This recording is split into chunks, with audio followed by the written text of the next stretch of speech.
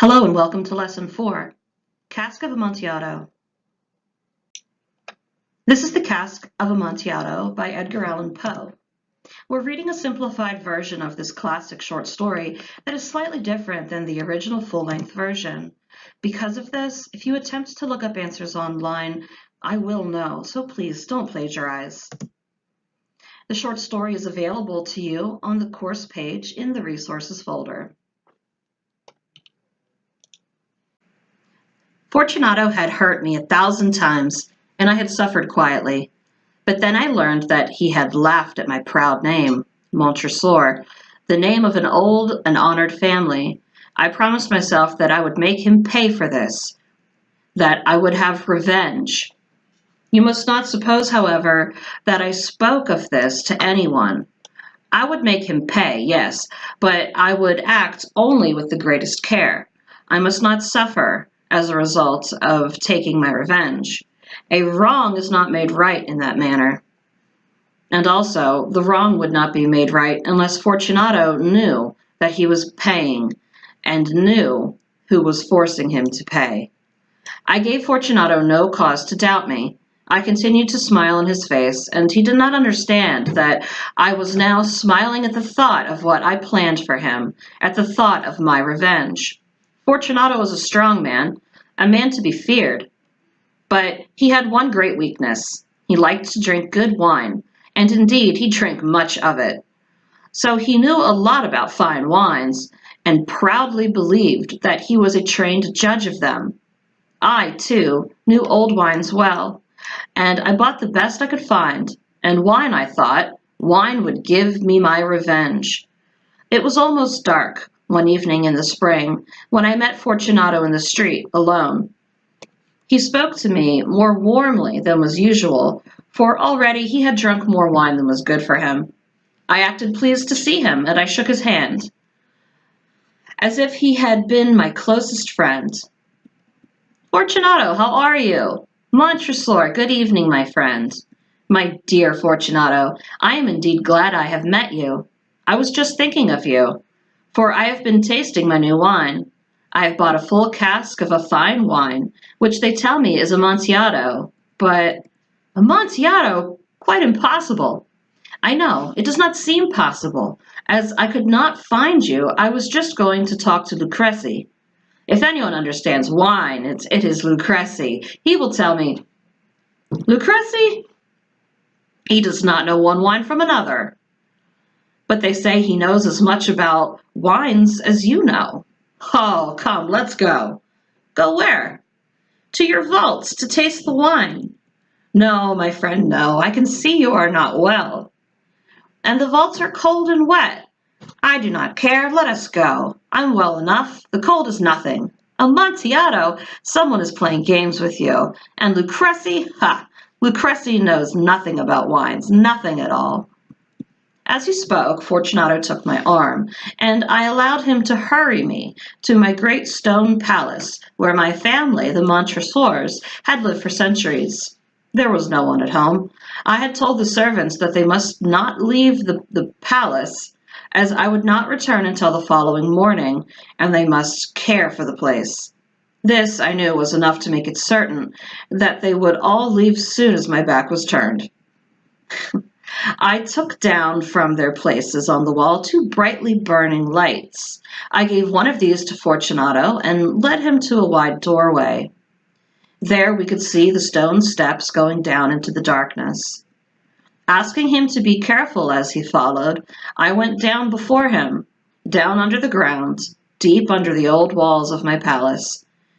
We came finally to the bottom of the steps and stood there a moment together. The earth which formed the floor was cold and hard. We were entering the last resting place of the dead of the Montresor family. Here, too, we kept our finest wines, here in the cold, dark, still air under the ground. Fortunato's step was not sure, because of the wine he had been drinking. He looked uncertainly around him, trying to see through the thick darkness which pushed in around us. Here our brightly burning lights seemed weak indeed. But our eyes soon became used to the darkness. We could see the bones of the dead lying in large piles along the walls, The stones of the walls were wet and cold. From the long rows of bottles, which were lying on the floor among the bones, I chose one which contained a very good wine. Since I did not have anything to open the bottle with, I struck the stone wall with it and broke off the small end. I offered the bottle to Fortunato. Here, Fortunato, drink some of this fine Medoc. It will help to keep us warm. Drink. Thank you, my friend. I drink to the dead who lie sleeping around us. And I, Fortunato, I drink to your long life. Ah, a very fine wine indeed. But the Amontillado. It is farther on. Come. We walked on for some time. We were now under the river's bed, and water fell in drops upon us from above. Deeper into the ground we went, past still more bones. Your vaults are many and large. There seems to be no end to them. We are a great family, and an old one. It is not far now, but I can see you are trembling with the cold. Come, let us go back before it is too late. It is nothing, let us go on. But first, another drink of your Medoc. I gave up from the bottle the bones. I took up from among the bones another bottle. It was another wine of a fine quality, a de Grave. Again, I broke off the neck of the bottle. Fortunato took it and drank it all without stopping for a breath. He laughed and threw the empty bottle over his shoulder. We went on, deeper and deeper into the earth. Finally, we arrived at a vault in which the air was so old and heavy that our lights almost died. Against 3 of the walls there were piles of bones higher than our heads. From the 4th wall, someone had pulled down all the bones, and they were spread all around us on the ground. In the middle of the wall was an opening into another vault, if I can call it that, a little room about 3 feet wide, 6 or 7 feet high, and perhaps 4 feet deep. It was hardly more than a hole in the wall. Go on, I said. Go in. The Amontillado is in there. Fortunato continued to go forward, uncertainly. I followed him immediately. Soon, of course, he reached the back wall. He stood there a moment, facing the wall, surprised and wondering. In that wall were 2 heavy iron rings. A short chain was hanging from one of these, and a lock from the other. Before Fortunato could guess what was happening, I closed the lock and chained him tightly to the wall. I stepped back. Fortunato, I said, put your hand against the wall. You must feel how the water runs over it. Once more, I ask you, please, will you not go back? No, if not, then I must leave you. But first I must do everything I can for you. But the Amontillado. Ah, yes, indeed, the Amontillado.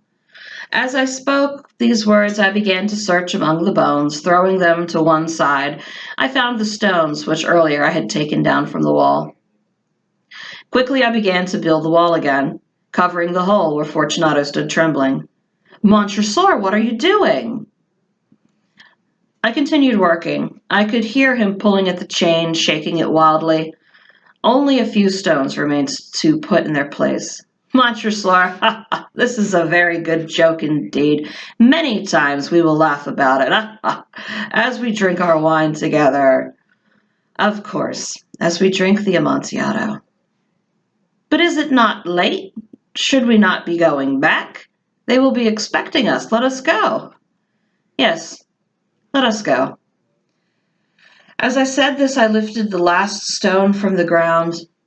Montresor, for the love of God! Yes, for the love of God. I heard no answer. Fortunato, I cried. Fortunato. I heard only a soft, low sound, a half-cry of fear. My heart grew sick. It must have been the cold. I hurried to force the last stone into its position, and I put the old bones again in a pile against the wall. For half a century now, no human hand has touched them. May he rest in peace.